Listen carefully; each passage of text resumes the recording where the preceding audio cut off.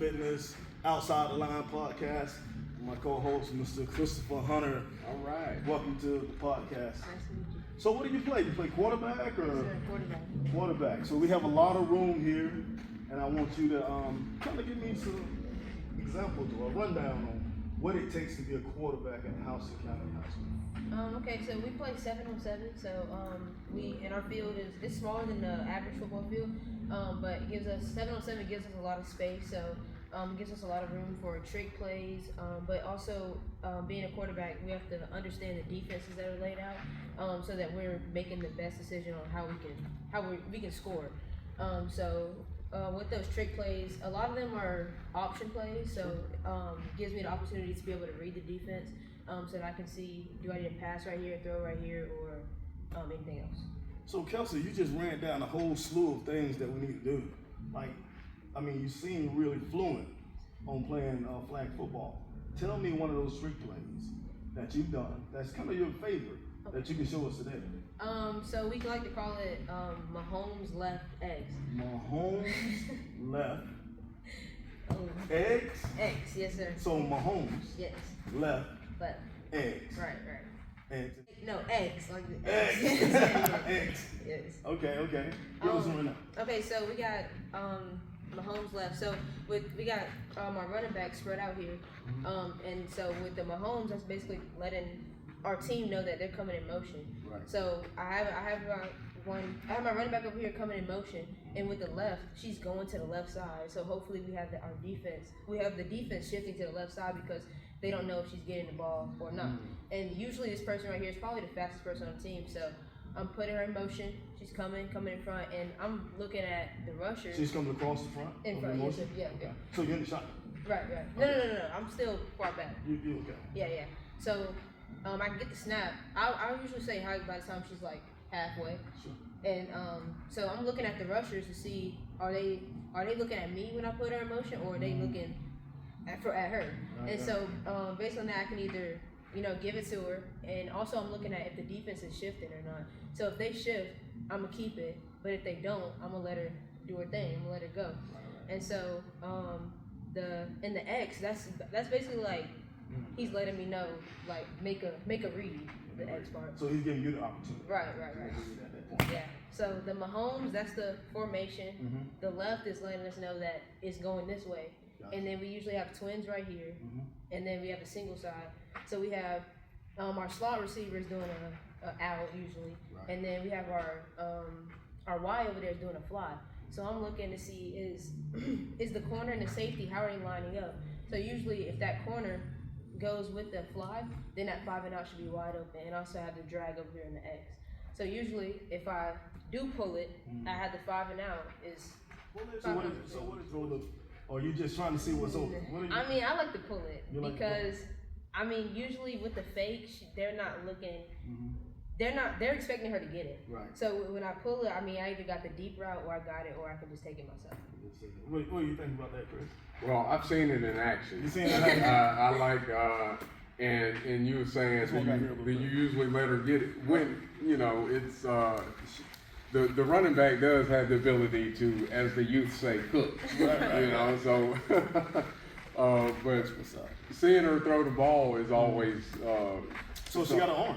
Oh yeah. So I picked you as an athlete, a running athlete. So you're more like a Lamar Jackson, to a degree. Yeah. But so you can throw the long ball. Yes, sir. Okay. So I have some equipment here, and I feel like you're an athlete to my heart. And so I would like to pull out the hurdles. Okay. And just see if we can run through some hurdles real quick. Let's do it. And I also want to see that long ball. Okay. I want to see you pull it and throw it. Okay. Okay. Let's go through that first. You want to be the receiver? Yeah. So you gonna motion through? Yeah. Put us in place. I'll actually hike the ball and run the play. Okay, run. Okay, so you want a 10-yard out? Come in motion. You want me to come in motion? Yeah. Okay. Okay, and then You gonna let me know? Yeah. So then you gonna do it out. Okay. Take that. Yeah, go ahead and take that. You gotta work. What is it? 10 yards out? You can just do Is it a 5. slant or a hard? It's an out. Okay. So what am I gonna do? So you come in and run with me. Okay. And then I'm saying sad height, but I'm elongated. That's like you're gonna come in motion. Sit. Right. I'm hiking it on height. Yeah. Okay. All right, set.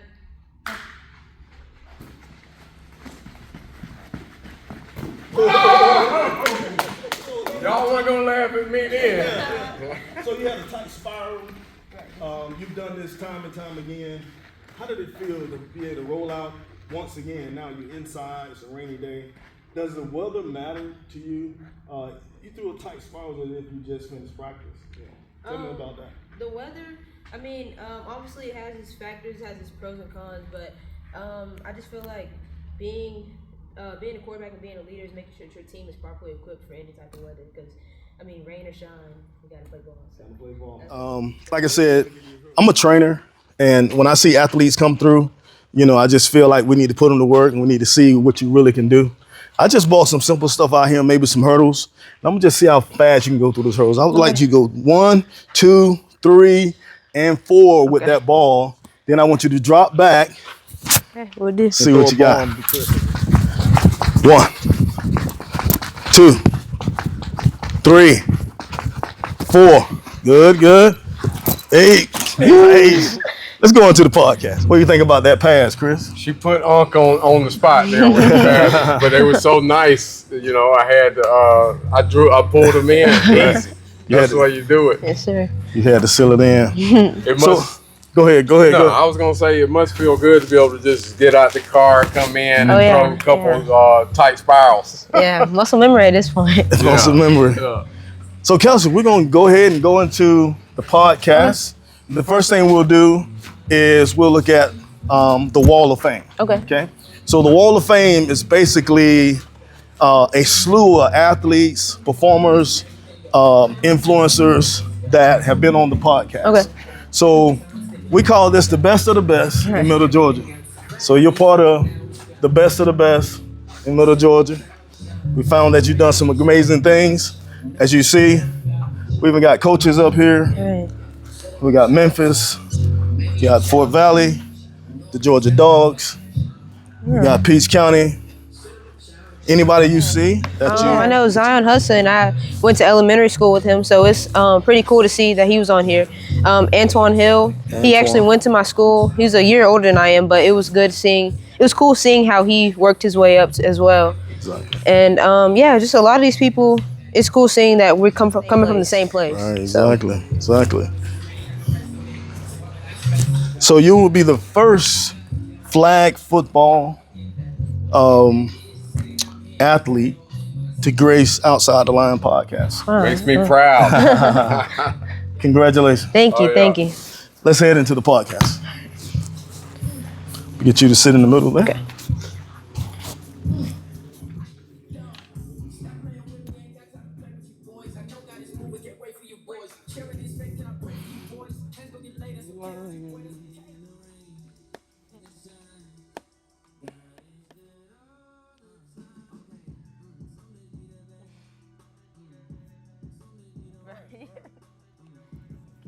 I'm a proud unc. Yeah. Proud unc out here.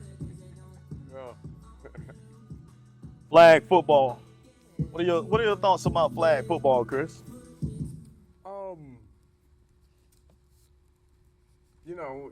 I think that it's really great that we can have another way for kids, young girls, even even an extra boy sport, that they can come out and be active and actually use their competitive spirits and team camaraderie. So, flag football is nothing new, but I like the aspect of it that it still shows competition, teamwork, and you have to work at it. Yeah. My thoughts are pretty similar. When I over the last 7 years maybe, flag football has risen, and so what I like about it is the girls get to be super active, and they get to show their macho-ness, and still be feminine at the same time. Yeah. So I love the fact that the girls get to really show how strong they are, how much they mean to any sport, how athletic they are. So a lot of times girls doesn't get an opportunity to show how much they're athletes, But today we have a super exciting guest today. My name is Lee Hughes, TNG Sports and Fitness, Outside the Line podcast, and we have a co-host that we haven't seen in probably 6 years. We have Mr. Christopher Hunter here. Yeah, thank you. Thanks for having me back. This is a special one for me to be on location with Cailsey Crawford here. She's part of my family. I take special pride in most everything she does. You know, she's made me proud in a real personal way because she instantly picked up tennis and made the team after practicing for a month. But those exploits hadn't been fully fulfilled. Yeah, we're going to stick with highlighting why she's here today. And so, Outside the Line. So, first of all, Outside the Line is basically a podcast that shows everyone how things go on the outside of the field, you know, outside the lines. So not necessarily we'll talk about flag football all the time. We may talk about your favorite hobbies. We may talk about the food that you like. We may talk about mom. We may talk about dad. We'll talk about all those things that made you great over the years, okay? And so with that being said, we have Miss Cailsey Crawford. We call her CC. That's what we're going to call her on the podcast. We're going to call her CC. Thanks for joining us on Outside the Line podcast. Please introduce yourself. Hey, my name is Cailsey Crawford. You know, around school and stuff, they call me C2. I've adapted that. C2? Yeah, Wait a minute like, now. Kind of like, I would say my alter ego, you know, at school. Everyone knows, like, when I get on the field, I have this type of composure. So when I have this type of composure, you know, everyone knows that when C2 comes out, it's time to go. So when C2 comes out. So explain that to me, this type of composure you're talking about. Are you saying that you're calm or you're real? What are you saying to us, to the viewers? I am saying that I'm calm. I feel like that's important to have, especially as a leader. If you're calm and collected, it gravitates people to want to follow you. So, and I feel like that's important as a leader. So. Excellent. And so flag football, I tell you what, I'm super excited about it. Tell us what got you into actually playing flag football. Playing flag football, well, when I was about 7 years old, we had a recreational league. It was called Upward, and we played. My mom signed my sister up for cheerleading, and she wanted to sign me up for cheerleading as well. Right. But during the tryouts, they had the football players and they had the cheerleaders at the same time.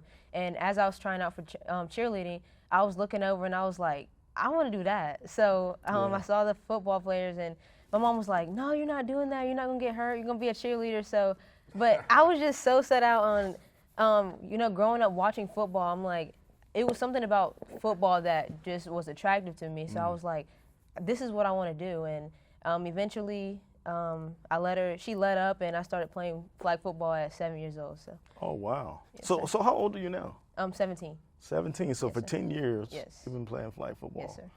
Oh, that's where the greatness I can comes in. interject here. Go ahead. What do you have? I remember going through some of these early games at Upward, and her mom and my wife kind of get onto me because some of the comments I used to make, kind of seeing some of the structure of it, you know. But to see how far she's come, Sure. just flag football in general, just how, you know, as they develop, to know where they started to now seeing some of the games that she's played recently. Right. I'm glad she stuck with it. Wow. Yeah. Wow. So, Houston County, you've been there 4 years, Yes, sir. and homecoming. Yes.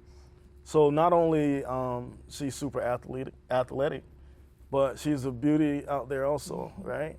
And so she actually have the, what do you call these? A tiara? Tiara. Yeah. Is it a tiara?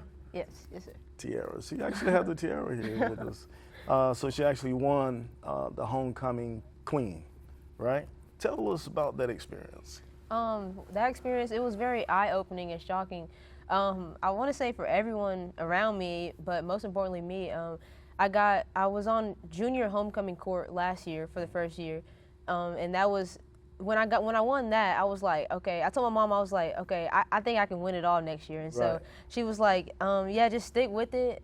Make sure that how you're treating people at school, that's very important, and how you're carrying yourself is also very important. So I made sure that it really came naturally, honestly. So, but I just made sure that that's how I was presenting myself was very important with winning. And I feel like winning, it also let other girls know that you can be well-rounded and still be an important factor in your school. So that's important. That's crazy. Speaking of being well-rounded, the academics achievements here, we have a 4.0 GPA. She's taking honor classes, AP classes throughout your entire time there. I mean, she's done some amazing things here. And passing, she's passed for 5,250 yards over 4 years. That's totally amazing right there. In 3 years. 3 years. So you didn't play your 9th grade year? Oh, no.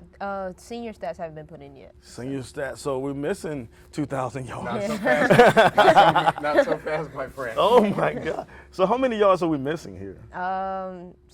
Do you feel like you was your best as a senior? I think sophomore year and senior year was they're probably neck and neck. Those were really my breakout years. So, yeah. So what are we looking for? 700 more yards? 800? Probably close to maybe 1,000. Maybe 1,000. Yeah. So we're looking at over 6,000 yards passing. We also had 15 plus touchdowns. Rushing touchdowns. So how many are you thinking now? You know, how many did you score this year?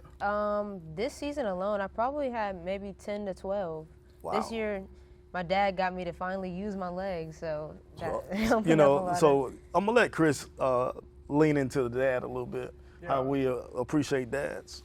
So that's I'm glad y'all kind of segued into that, because that's one of my main things to highlight is as I've become a part of this family, one of the things I've always kind of admired about the Crawfords specifically is that they have this mantra, the Crawford crew. The Crawford crew. Yeah. And that's more than just, you know what I'm saying, highlighting that they're a family, but you kind of know when it's being talked about that there are some principles behind it. You know, there's kind of a togetherness about when that's being said, the Crawford crew. So, the Crawford crew. I like that.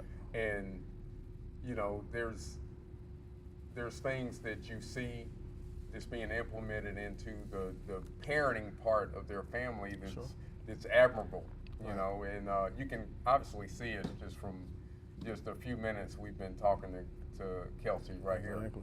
You know. What are your thoughts? I mean, you know, this is outside the lines. Your dad is here. We'll definitely dig deeper into your mom and the rest of your family also, but since we're talking about your dad, go a little bit deeper on how he helped you through this entire process.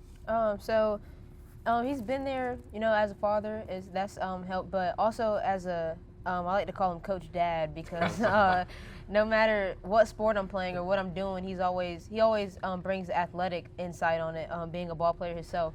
But he's helped me even with like nutrition and meal planning. Wow. Like that's very important. I feel like a lot of kids my age don't have the access to that, so I feel like that's very important. And also with seeing things from a coaching standpoint, he can kind of see things that he's helping me get extra minutes and he's also bringing it to my attention that practice outside of practice is very important. Wow. So I feel like these pillars that he's instilled were very important in creating the player that I am today. Awesome. So let me ask you this. So when you were 7, 8, 9 years old, how did you feel then when Dad was saying, hey, we need to do this, we need to do this, we need to work out? Were you just enthused about working out and stuff like that and dialing everything in? Because I found that it takes a while for kids to get to that level. What are your thoughts at 7 years old when Dad said, let's go run hills? Well, I mean, I'm always, I've always been an active kid, I think. Sure. So, I mean, that part, it didn't really bother me. You know, it was the time that we spent together, and also I was getting better. So that part didn't really bother me. Back then, it was the nutrition part where he's like, don't eat this, don't eat this. I'm Don't like, eat candy. Yeah, I don't see it. I'm like, Oh, man. Yeah. So that part didn't really stick until about a couple years ago, and I was like, okay, well, if I want this to be serious, then I might actually need to listen. So. Exactly. That's amazing there. I tell you, that's so super important. Tell us a little bit about your mom. I know she's here also. I think they was pretty thrilled to come and see you get on the podcast. Have you ever been on the podcast before? No, sir. So it's good being the first flag football female to get on the podcast. Tell us a bit about your mom and how she has allowed flag football to be one of the staples for you, and how, on and off the field, she's been a great support. So my mom, she's, I would like to say, my biggest cheerleader. You know, even though it started with cheerleading, she's my biggest cheerleader. No matter if I think I played bad, if I think I played good, she's gonna keep it real with me and let me know that in the end, it is just a game, and to not be too hard on myself. She's always making sure that I also have a balance. So I'm not prioritizing that over my mental well-being and academics and other things that are important in my life. So I thank her for keeping a structure in my life as well. Wow. What are your thoughts on that, Chris? I mean, just hearing that come out, it makes you think about, to look into the camera and tell other athletes that you have a high school senior that has the mentality to be able to appreciate those type of things instead of the of course she likes the glamour, she likes the glory, but to be able to highlight those types of things and remember that you don't there's no self-made people. Somebody has helped you along the way. You hear self-made all the time, but it's somebody bought your this or somebody took you here, and to hear her highlight how her parents have, been there, obviously before that, but we're talking about, her pathway to being on the podcast is her exploits in flag football, So that should be encouraging to other people and also inspiring to other parents that might see this. It's like you're hearing a teenager actually appreciate things. We didn't coach her up on these answers. Right. Exactly. This is organic. Yeah. Her telling how it is. Yes, it is. So we heard a lot of great things about your parents. Tell us some of those signs they had to really get on to you though, because it works both ways at some point, or had to redirect you in your flag football or studies and stuff like that. I mean, you got a 4.0. You're taking AP classes. You're not dropping off. You're one of the best of the best. You made it to Outside the Line podcast. It's not many people get to do that, right? So tell me some of those, I wouldn't say horrible days, but some of those tough days that the parents had to instill. Right. So even recently, as I'm getting older and starting the recruitment process, we've had tough conversations about where I should go to school, what should I look for in these programs, and even I'm talking to them about how far I want to go, because even with the principles that they've instilled in me, I know that it'll be harder to remind myself of them if I'm not as close to them. So even with those, I just feel like we do have tough conversations, but I feel like those are needed in order to stay strong as a family. But I mean, who doesn't have tough conversations with their parents? I feel like that's what makes it mom and dad and not Cailsey and best friends. So yeah. Exactly. I totally agree. When you say principles, I'm looking at this cross you have on your leg. Tell me about your religion. Tell me about how do you feel about allowing God and in your everyday practice and in flag football. How does that direct you in a certain pathway you're on? So I think about it every day. I think about how grateful I am to be in the situations that I am, that I'm in. No matter how bad the practice may be, or no matter how bad the grade might be, I feel like I'm in the situation that I'm in for a reason, and that I was particularly placed where in this world where I am at this time that I should be in. And so it just reminds me to thank God, because without Him, none of this even would be possible. And that it might not, even though it might be affecting me, I might be on this earth to help and better someone else. So I just feel like every day I'm reminding myself that my main goal is to be a disciple and to spread His word no matter what. So I put it on my left leg because to me, my left side is, and to most right-handed people, I mean, that's usually your weaker side. So Sure. put it on my left side because even in the weak times, it reminds me to still have Him in me. Wow. So I love it, man. I love it. That's pretty profound. I like that. Yeah, that's excellent, excellent. That was very detailed. First of all, excuse me, your fellow students, the athletes, your teammates.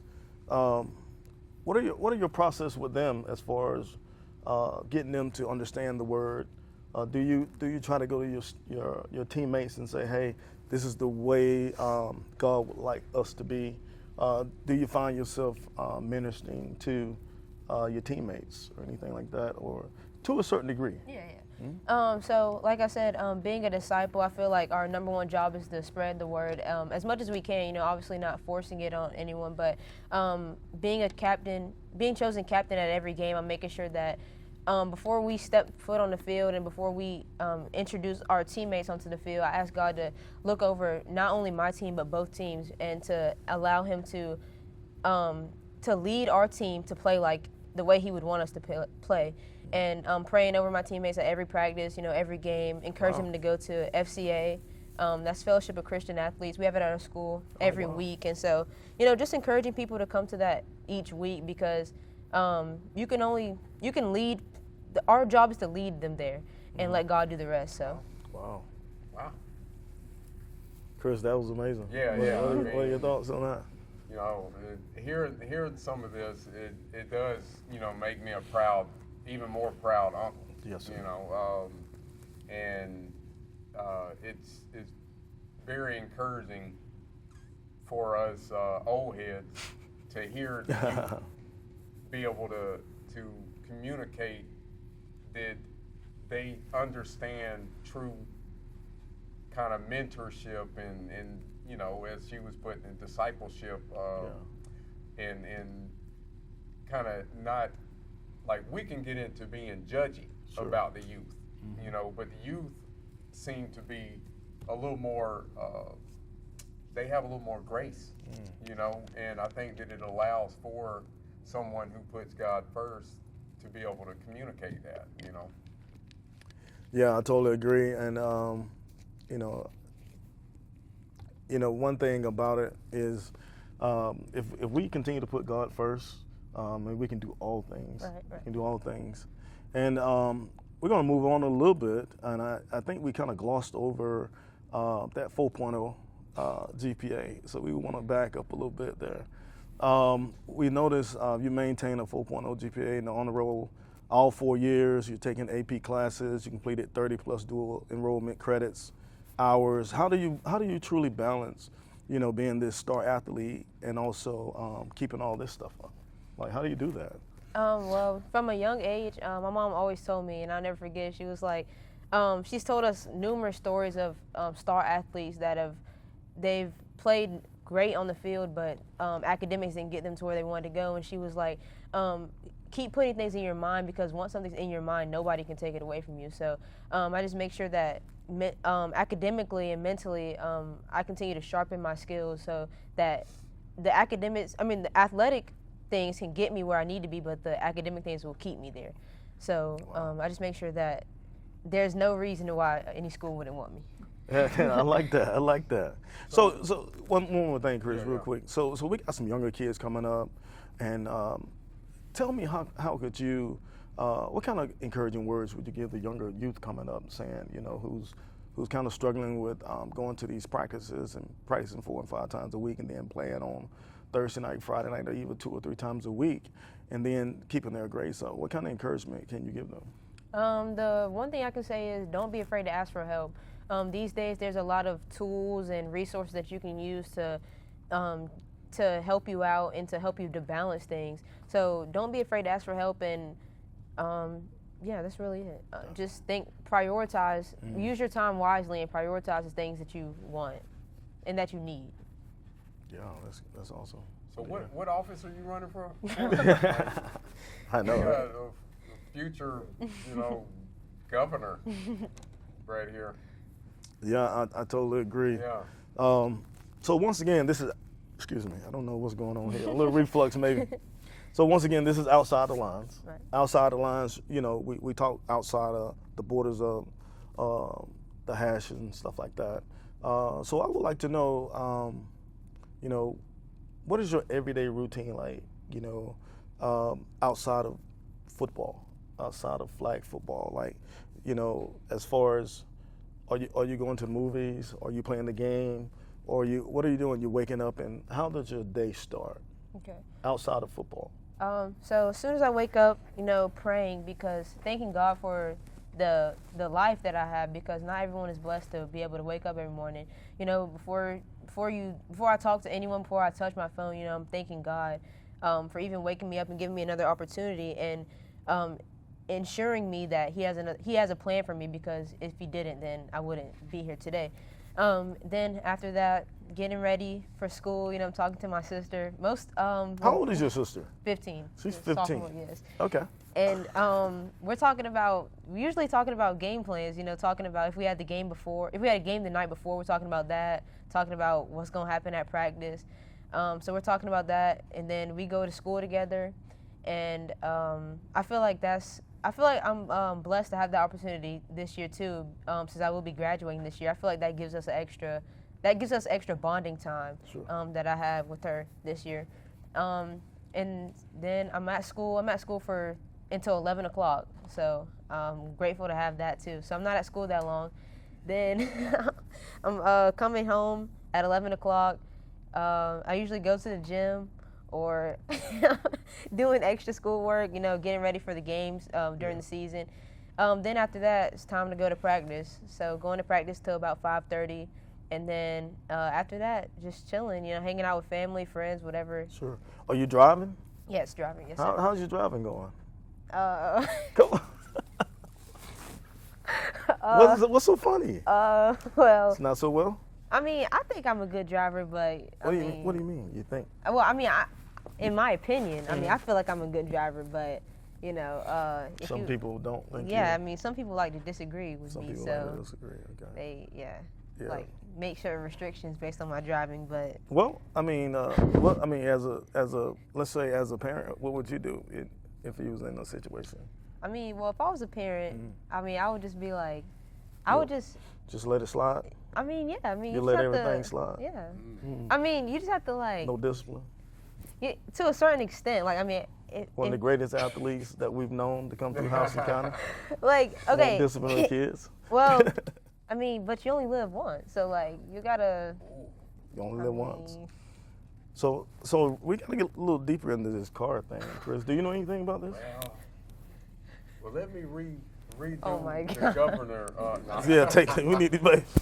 No, it's so I think even as a parent, you hopefully you do have a little grace and mercy, but there's also the responsibility of like driving is not, it's serious. Sure. Because I mean you got 2,500 pound plus vehicle.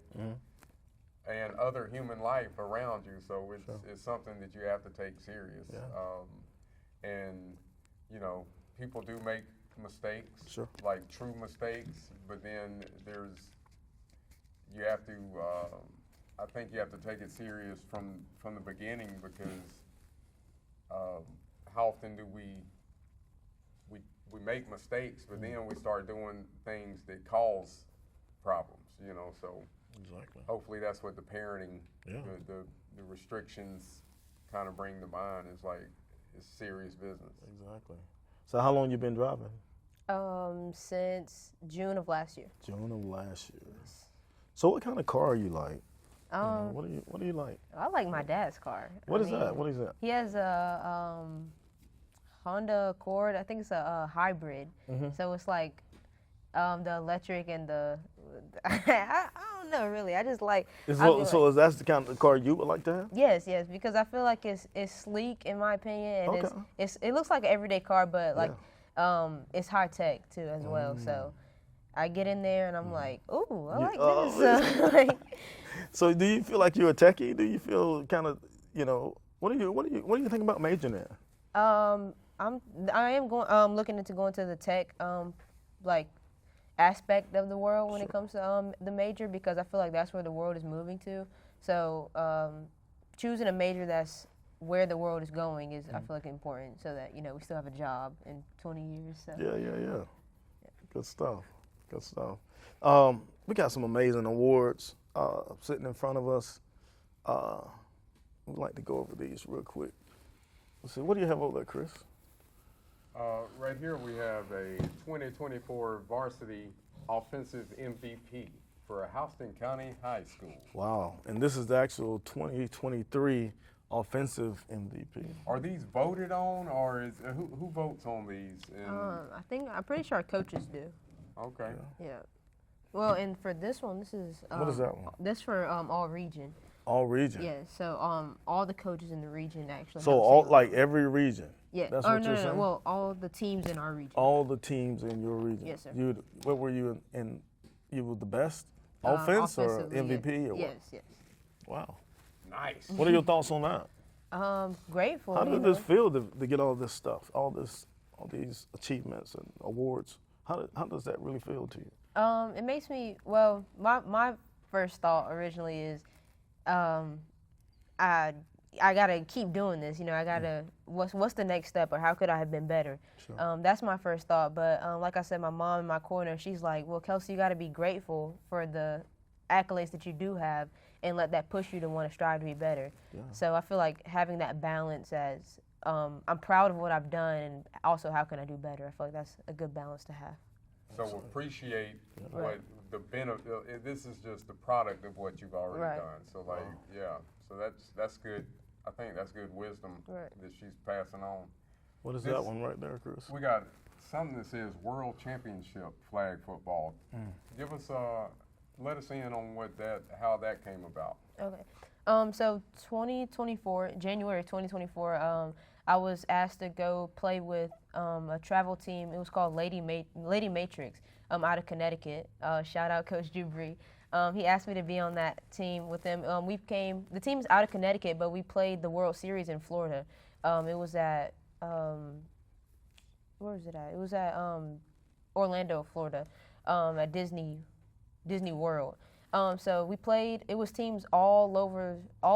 It was teams from Mexico, all over the country. So we played. I played with the 14U team and 17U team because I think I was 15 at the time. So I played with that team. We got all the way to the championship.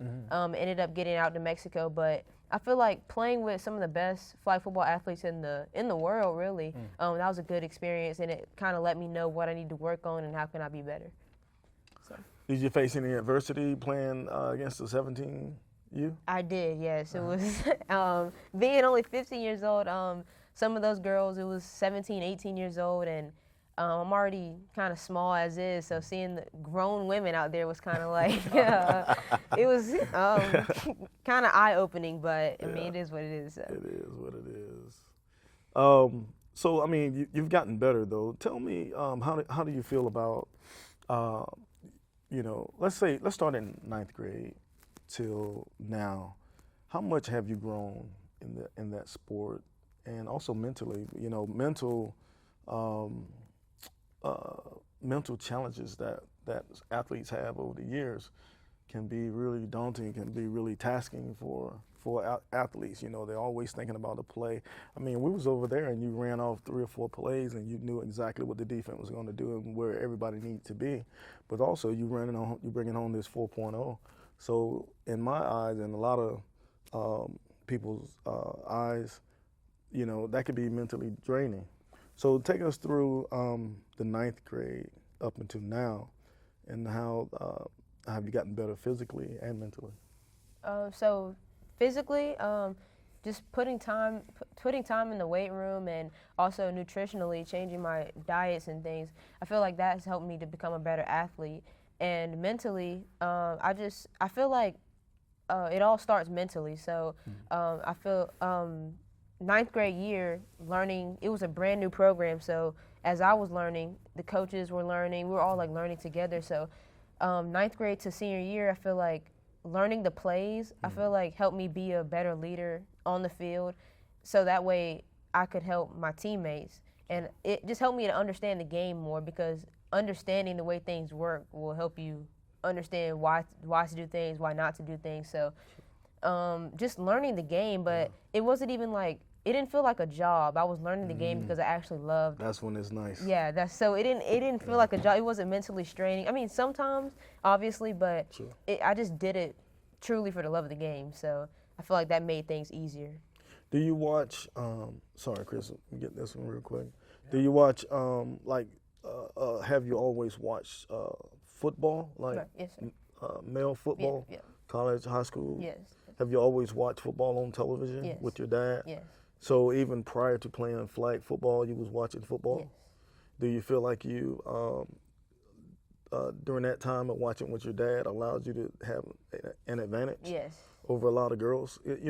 Probably, I would say, I may be wrong, about 75% of the girls probably hadn't picked up a football until flag football Yeah. started. And so for you to get a little head start, hanging out with Pops, talking about, what the defense is doing. Right. How did that encourage you moving forward?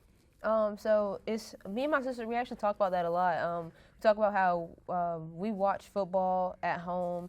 We grew up around it, and we think about it outside of practice, and so I feel like that gives even our chemistry and our dynamics on the field a huge advantage, because, like you said, a lot of these girls haven't picked up a football before our tryout. So I just feel like the way these sports is spreading, the earlier you pick it up and the more time that you put outside of it, it can give you a huge advantage in ways that you don't even realize, because subconsciously during the game you're thinking about things that, like, it's going viral right now. It's called flow state. Flow state? Yeah. What is that? It's just when you get to moving and you in your own zone, but you don't realize. So say it again for me. Flow state. Flow state. Yes. So explain flow state again Flow before state. we move on. Well, to me, I think of flow state like when you're putting in the extra hours and you're thinking about it all the time, so that when it's crunch time and when it actually gets to it, you're just doing it. It's all natural. Yeah, it's natural. Muscle memory, really, I guess. Muscle memory. Right. You're in your zone. In your zone, yes, sir. Gotcha. Good stuff. Well, you have anything, Chris? Well, I mean, we've heard. I've been in the flow state we've before. talked You ever been in about the it. flow state? Yeah, I have. Tell me Like- about it, Chris. Well, so one of my flow states, to hijack the podcast real quick. Hold on, Cailsey. This is outside the lines. We talk about a lot of different I things. played.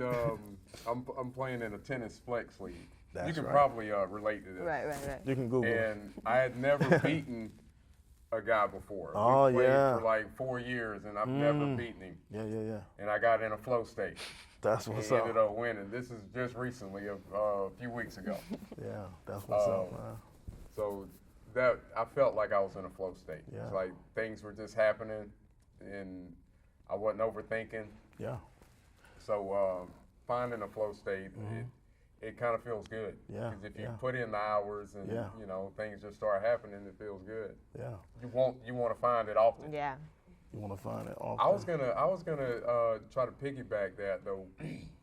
So there's you put in the hours. Your sister, you and her have this camaraderie, this kind of relationship where y'all can kind of nod at each other and probably know what's going on. Is she a receiver or? what's- Running back. She's a running back. Yes. Okay. So how do you does it ever? So you can tell me two different ways. Like, how does it bother you when you see like teammates maybe goofing off at practice, or you invite other teammates to practice, in the off season and whatever? how did you handle that from a leadership standpoint, privately, and when you actually got with the team? Yeah, you know, that's a good one there, Chris. Right, so I feel like that was an adjustment that we both had to make, and that's one of those things that we talk about in the morning before we go to school, how we see that because the circumstances that we grew up in, watching football and being around and thinking about it all the time, we thought that was natural, and we thought that we just assumed that everybody else did that. So coming out this year, and even last year, it was her first year, and we saw that not everyone, that wasn't the case for everyone else. So we had to come up with a game plan on how we can bring it to their attention that they should be spending this extra time outside of practice, but we had to come up with a way to say it in a leadership way so that it doesn't seem like, oh, well, the Crawford girls are nagging again. Crawford. So, yeah. So we had to come up with a way Crawford to crew. The Crawford crew, right? Yes, sir. So that was definitely a hardship for us because we had to figure out, we couldn't just swipe it under the rug because it was like, this is our team at stake. And so we had to come up with a way to get over that. And I mean, it got better this year. Obviously not as much as we wanted, but it got better. So without putting you too much on the spot to kind of put yourself in a bad spot with your team, did you ever notice any animosity, like when the Crawford crew steps out there, you know that, you know what I'm saying, y'all are a lot of the times I can see that, Chris. I can see other girls thinking the that. highlight of the thing. Yeah. And it's kind of a natural thing sometimes, you know, with our culture today, but did you ever have to handle that or address it directly?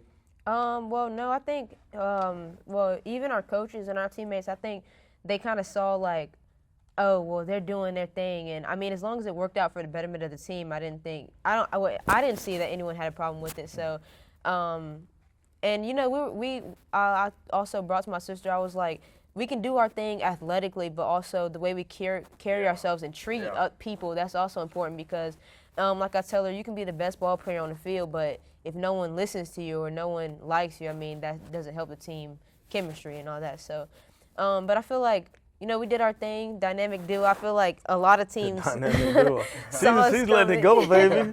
She's in a flow state. Yes. A lot of teams saw us, you know, watching film. Her number is 3, so my number is 2. So it's 2 and 3. When they see 2 and 3, they know some points about to go on the scoreboard. It's about to go up. Yeah. You told us, unfortunately, y'all fell a little short in the playoff game, but you told us about an experience on that note of, you know, other teams watching film, and they let the audience know about what that experience. So in the flag football world, you know, game film is not as public as we would like, you know, so you might go into a game where you don't have the film on this team because they might not have the resources to record their game, so you might not have film on the team, but we walked into the playoffs this year and, you know, we didn't have game film on them, so we really didn't know what we were getting into. But after the game, you know, we ended up losing, and one of the girls go, hey, Cailsey, hey, Chloe. And we're like, what? Oh, you know what? And so it didn't click to me until after, and I'm like, oh, they must have, like, been talking about it at practice or something. But at first I was like, it's kind of weird, but then I was like, I mean, I don't blame them because, I mean, I would have wanted to know what was coming with 2 and 3 too, so. Yeah. I like that, man. Yeah. I like that. So the flow state, I'm going to go back to it. Go back to the flow state. So Chris tooted his horn a little bit. I'm going to toot my horn, right? So I was in the flow state. So I went to, I'm a coach for Team USA, para powerlifting. So we went to Santiago, Chile, and the Parapan game. Yep. And so I had one of my best athletes on the stage, and we brought home the gold medal, first ever gold medal in United States history. We brought it home in para powerlifting. And guess what? I was in that flow state. Oh. Yeah. Good stuff, good stuff. Yes. So, like once again, outside the lines, what is your dress like? I mean, do you stay athletic, or how do you dress on a daily basis? I do. Athleisure is what they call it, you know. Athleisure. I gotta write that one down. She's schooling us. Yeah, so, I like to dress up, once a week, just to show. On Fridays? No. Usually, like, Friday's the chill day. And I would never dress up on a Friday. Usually, like, probably Monday to Okay. start the week off right, or Wednesday to kind of, like, mix What it is up your a dress? little. What are you saying when you dress up? What are you really saying? Jeans and, like, a nice That's dressing shirt. up? Yeah. These days, I mean, to school, I mean, that's the best thing I'm getting. I mean, especially during the season. I really don't even dress up during the season because athleisure, got to be comfortable. But usually wearing something like this is what I usually wear to school. But my dad would tell me, he was like, when homecoming court was coming up, he was like, I was gonna ask you about that. He was like, Cailsey, how do you expect to win homecoming court? You keep dressing like a bum. I was like, oh, well, hopefully, Just gonna keep it real. Yeah, and then when he said that, I was like, "You're right. I got to switch step it up. Yeah, but just athleisure is usually what I typically wear. So I think you sent me a picture of homecoming. Oh yeah. Yeah. I sent you an article. You sent me an article of that. They wrote. Tell us about that article. It was an article featuring you. Mm-hmm. Is it homecoming or? Yeah, it had to do with homecoming. Yeah. Those are just questions that are it's called Bear News at our school. Okay. So some of the students are like reporters, so they were just asking me questions after homecoming about how I felt, how do I think this would impact me in the future, what could I say to other freshmen or sophomores that would like to be homecoming queen one day, and also what would I do with this platform. So. Oh wow. So we have some nice pictures up here that we've blown up, and we like to share these with the audience here. I'm gonna pass this down, let Chris look at it there, and I'm also, this one was made. I'm gonna let you hold this one. This was made by AI. Yeah, that one. It's pretty chill right there. Yeah. I'm gonna let you hold that one there, and this is the one that I doctored up a little bit here. So basically, these are pictures that you actually sign this picture. I think we'll keep this one here. And then I'll give you the opportunity to take. You look like your mama right there. I gave you the opportunity to take both of those pictures home. Yes, thank you. Maybe, I don't think many people have pictures that blown up too much. You got some at home like this? Not like this, no. Yeah. So it's great. But I'm gonna actually get you to sign it. I'm gonna get Uncle Chris to sign it. Okay. Then I'll also sign it outside the lines. In a second, we'll sign this here, so we can add you onto the Wall of Fame, which would be amazing. Anything before we head to the Wall of Fame, Chris? Well, I had brought up to you some of her heritage as far as the Crawfords, and you said you knew.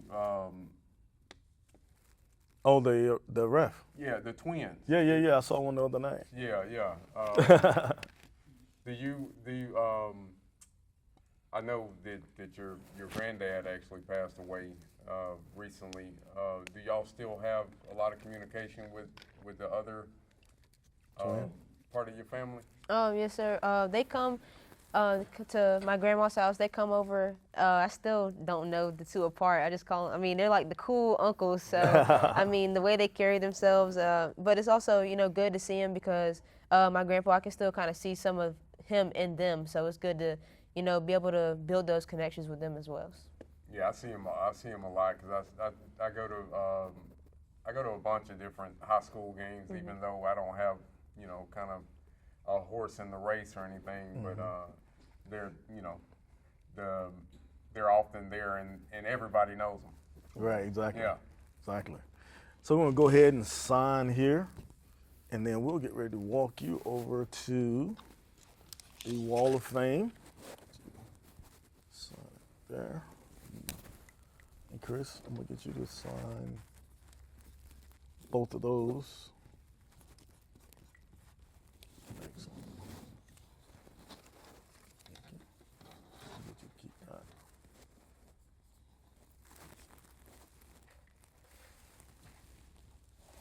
And she'll sign both of those.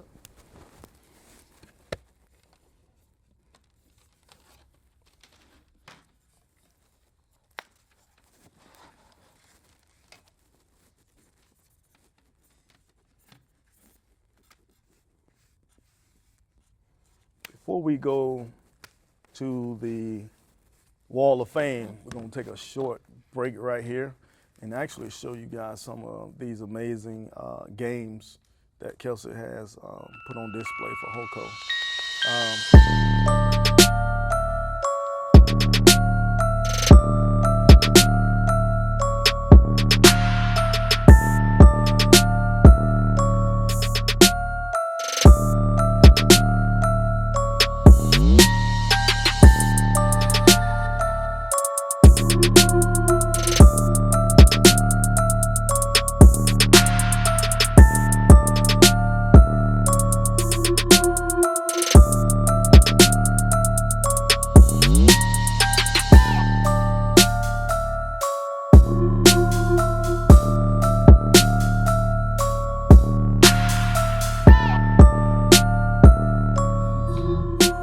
All right, Cailsey, we're back, and everybody just saw what got you on the podcast. You know, to have the athletic ability, the smarts, the beauty, the family background. Matter of fact, we hadn't talked about one of your family members. You know, how does it feel to have a younger brother, and what does he do for you in your life? Well, you know, my younger brother, he definitely keeps me tough. You know, the little brother aspect, you know, the boy aspect, he's always keeping me tough. You know, making sure that I don't get soft. So as long as he's around, I don't think I'll ever be soft or weak or whatever. So, yeah. Do you feel like he? I feel like he looks up to you. Do you feel the same way? Yes. He also reminds me. He keeps me knowing that other people are watching what I'm doing. So no matter what I'm doing or what aspect of my life, I'm making sure that I'm a good role model and example for him, so that he can stay on task and stay in the right track. And he loves y'all. I He know does. that for Yeah, sure. yeah. Yeah. So basically what you're saying, like your little brother, he wants to mimic you at Basically, times. yes, and yes. so you have to make sure you're doing the right things Yeah. so he can follow correctly. Yes. Excellent. So we're going to go ahead and head over to the Wall of Fame. I'm going to give you your picture. Okay. And I want you to find your spot. Place that.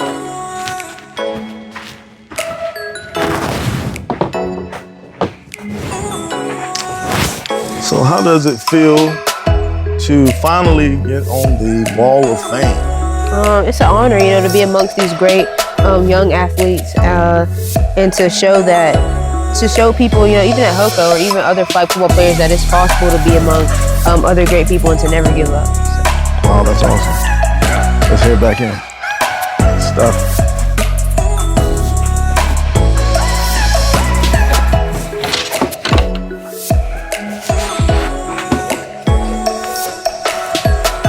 All right. So what are your thoughts on the Wall of Fame? I feel like that's spectacular, you know, to be amongst those young athletes. I feel like some of those people, you know, it's cool because I grew up with them or even went to the same school as them. So seeing that they also accomplished great things that were good enough to be a part of this is kind of cool. So. Right. So speaking of young athletes, you know, tell me a little bit about your teammates. Tell me how do your teammates treat you, and also how you treat your teammates in the locker room. Well, I feel like I treat them pretty well. At least that's some of the feedback that I get. I feel like that's important, being a leader, the way that you treat people. So even with the way that we respond on the field or off the field especially, making sure that people are being held accountable academically and socially, you know, staying out of trouble. I feel like that comes with being a quarterback. And also, I feel like my teammates hold me accountable as well, and I feel like that's important. Make sure that I stay on track so that I can be there for the team. Excellent. You mentioned academics with that 4.0. Which colleges are looking at recruiting you nowadays? Colleges from all over the country, honestly. I like looking for some more colleges in state so that I can stack my academic scholarships with the athletic scholarships and hopefully get somewhere for free. So that'll be awesome. That's the name of the game. So, any particular schools, not necessarily that you're interested in, but that have sent you letters or really trying to recruit you? I know Ferrum College in Virginia, they're looking at me. Also, school in North Carolina. Some of these coaches we talk a couple times a week. They're checking on me, asking about Thanksgiving, about how it is with family, like how's playoffs going, stuff like that. So they're making sure to keep a strong connection, so that I keep that in the forefront of my mind when it's time to make a decision. Are you writing these things down once you talk to these coaches? Yes. Do you have Yes. a checklist or anything like that? Yes. So usually when we talk to them, I have my parents in the side. They're worried about we're not worried, but they're keeping straight the financial parts of things. And I'm asking the coaches about the campus life and like how it is socially, and so that I know what I'm getting myself into, so that all parts of the college is taken care of. Have you had an opportunity to visit? Not yet, no, sir. We wanted to wait until the season was over with, so that all my focus was on playoffs and getting as far as I could, still in high school, before we worried about college. So now that the season's over, now we'll start going on visits and looking at these types of colleges. Sure. That's awesome. You have anything? No, I'm excited about Cailsey's present and future. To be honest with you, it's I don't know if this can go unsaid that how inspiring it's been to be in this podcast with her. Yes, sir. I feel like we have talked, over the last 10 years. But just sitting here beside her, it gives me some special pride to know that, this is our future. Yeah. That we're talking to, Exactly. And with that in mind, let's talk about community service. Anything you do for the youth or maybe your community? Yes. So I'm an umpire for the junior recreational league for baseball and softball. I started playing softball about 8th grade year. I played in middle school, and I played for high school my first 2 years. But then prioritizing flag football, I stopped playing. But just still the love of the game, I felt like umpiring and being a part of that community, I could still be a part of the game, learn other aspects of the game. And also still be there for the kids because volunteering, they deserve to have that, be able to play with those umpires as well, having umpires as well. Yeah. Speaking of rules and the way they play and the way you see the game, you talked about watching football with your dad, but now that was maybe college or NFL football.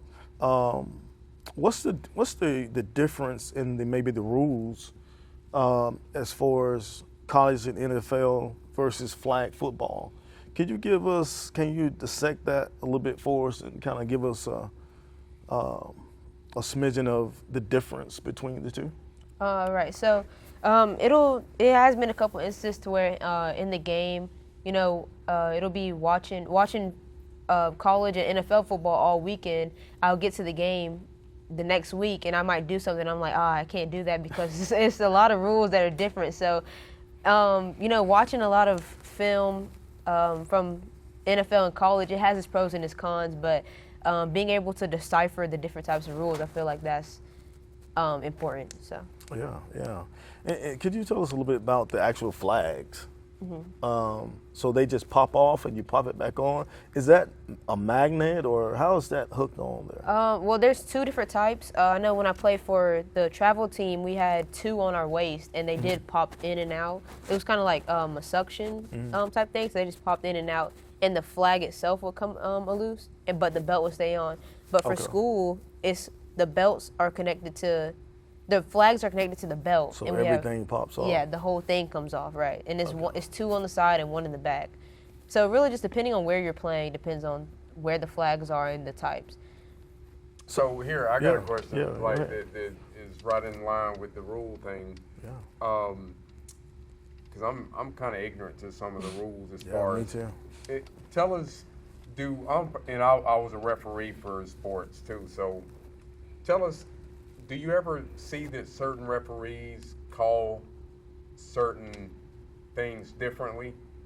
like for instance with the kind of flocking, Yeah. like flag guarding, blocking, right, like right. Do you see that do you have experience with them maybe calling things differently? Yeah. Different referees? Yeah, I feel like that discretion it is based on each ref. I feel like we, as players, we've kind of like noticed it, but also it kind of being a umpire myself has kind of helped me to like kind of be more forgiving because I kind of realized that with the kids being so young, I might see something and like let it slide because. I mean, it only makes them tougher. Like, I'm not letting someone punch someone else in the face, but, I mean, I'm letting them play through a little bit of contact. So if that happens to me on the field, I'm kind of, like, a little understanding. But at the same time, you know, as long as the rules are being followed, then that's the most important thing. So, What's the toughest situation you've been in as far as flag football? And another question to go with that. I've been to maybe two flag football games, maybe one or two this year. And I noticed the girls, they run with the ball up in the air. And like, it's kind of foreign to me. Like I see the girls running with the ball up in the air and it's almost like inviting to the flags. But from what I'm trying to understand that they're trying to squeeze through by having the ball in the air. Mm-hmm. Like, can you explain that a little bit? So another rule or difference between normal football or tackle football and flag football is that flag football, you're down wherever the ball is. So it's not where you get your flag pulled, it's where the ball is. So if I have the ball out here, then the ball will be marked out here rather than out here. That makes sense. And, I mean, every ball player knows every yard matters. So sticking the ball out, I mean, I won't be so critical. Yeah. Like, what is she doing? Yeah. Just run. And also, you know, in tackle football, they're tucking the football to protect it. But flag football, there's no fumbles. So if that ball gets knocked out, then it doesn't. It's down where it is. So, it's just down. Yeah, might as well stick it out and get the extra yard. Okay, so they can't hit the ball and pump. Right. Once if it hits the ground, then that's where it is. So you can hit it out if you want to, but it's still your ball. Right. Man, that's good stuff. There you go. Yeah. This is good. And how tough is flag football? I feel like it's tough in its own different ways. You know, it's not as physically taxing as other sports may be, but mentally and learning the game, I feel like that's different than other sports. So, learning the game and having chemistry, I feel like is very important. Granted that we only have that is 7-on-7, so yeah. Awesome. I have a flyer that I want to give to you, and also give you a band. Okay. Put on here. You don't have to keep it on forever, but I would like to give it to you. And also, thank you. I'm gonna let Chris see one of these too. I don't know if he has one, but I do sports conditioning here at Game On Training, which is TNG Sports and Fitness, and I go through a lot of athletes trying to get them to the next level. So I really appreciate you actually coming on to Outside the Line. But one of my favorite sayings is wherever you are, be there. Okay? So wherever you are, be there basically means if you're here at Outside the Line podcast, make sure you're here and you're not thinking about anything else. Yeah. Okay? If you're on the football field and you're trying to score a touchdown or you're trying to pull that ball and you're watching the defender come down, make sure you're there and nowhere else. Okay? If you're in church or listen to your parents, or if you're in school, if you put yourself in that space 100%, you can do anything in life. Okay? So wherever you are, be there. Okay? And at the end, we'll kind of say that together. I get all my athletes and all my podcast participants to actually say that with me. But we're getting ready to get out of here. Chris, I'm going to let, if you want to say anything to Cailsey before we get out, but Cailsey, what I'll do is allow you to speak to the camera and just kind of inspire us a little bit, give us some encouraging words, something to the youth, something you want to spread, some kind of joy you want to spread. In your own words or whatever you want to say. What do you have, Chris? Well, mine is probably going to sound like I'm fluffing you up a little bit, you know. Okay. You know, you and I have been friends for 17 years now. Part of my health and fitness life, I think I owe to you. You know, as far as you know, giving you a shameless plug here. Yeah, I appreciate it. That and I've referred friends of mine to you over the years. You know, I know the main aspect is the one-on-one fitness, the team fitness, but you know, as an adult, recreation fitness has been my thing, and you know, just some of the principles that we actually learned them together too. Yeah. But you took leadership and you know, kind of implement them. So anybody out there looking for a fitness program, I would definitely look into TNG Sports and Fitness with Lee Hughes. Thank you, sir. Thank you. So, Cailsey, if you don't mind, look into the camera and give us some encouraging words, and then we can get out of here. So basically, to the youth, all I have to say is the most important thing: keep God in the center of your life. You know, if you have Him, then anything is possible. No matter what you're going through, remember that He has you there for a reason, and that you will. If He brought you to it, then He'll bring you through it. So, just stay grounded. Keep your principles the main thing, and that's it. Wow, that's amazing. I love it. I love it. Yeah. And we're gonna get out of here, but before we get out of here, I'm gonna say wherever you are, and all together, including you, Chris. Gonna say 1 hour don't last. 1 hour. He's in another class. He's not there. So I'll say wherever you are, and we'll all together say be there. All right. All right. So we can get out of here. Wherever you are. Be there.